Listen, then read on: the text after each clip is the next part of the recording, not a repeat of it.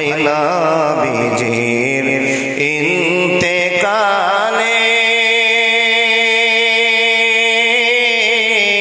কাঁদালেন সকলে রে আমার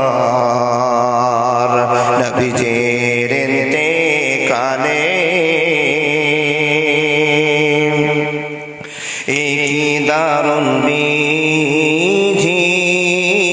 বিধিরে আমার মা ফাতেমা বসিয়া কাঁদে বাবাজির ইন্তেকালে রে আমার বাবাজির ইন্তেকালে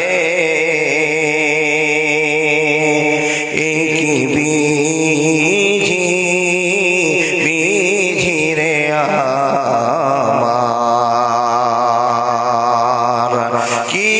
কথা শোনালে গো আল্লাহ সহিব কেমনে কি দারুণ বিধি বিধিরে আমার হাসান কান্দে হোসেন রে কান্দে নানাজির ইন্তেকালে রে আমার নানাজির ইন্তেকালে আল্লাহ আবার খবর দিয়ে বলছেন ইন্না জাহান্নামা কানাত মিরসাদা লিত্তাকিনা মাআবা লাবিসিনা ফিহা হাকাবা আপন বলে যারে ভাবি সে তো আপন না আপন আমার মা জননী অন্য কেহ না চোখ বুজিয়া মরণ যেদিন হবে আল্লাহকে জানাই মা চোখের পানি ফেলে আমার এই সন্তানের মাওলা কষ্ট দিও না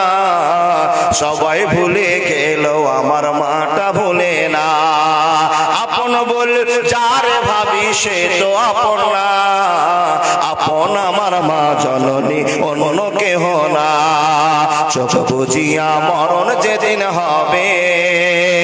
আল্লাহকে জানাই মা চোখের পানি ফেলে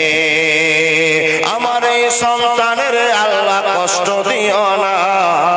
সবাই ভুলে গেল আমার মাটা ভুলে না একবার জোরে বলুন না সুবহানাল্লাহ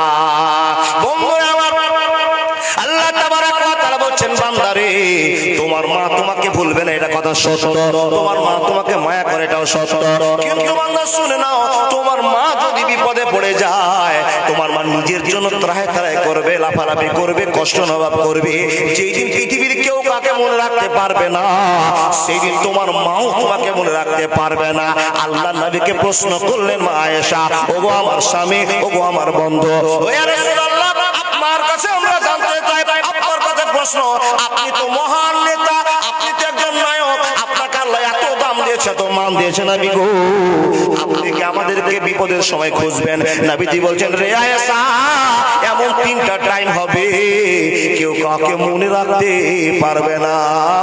কেউ কাউকে মনে রাখতে পারবে না আমি নবীও তোমাদের কথা ভুলে যাব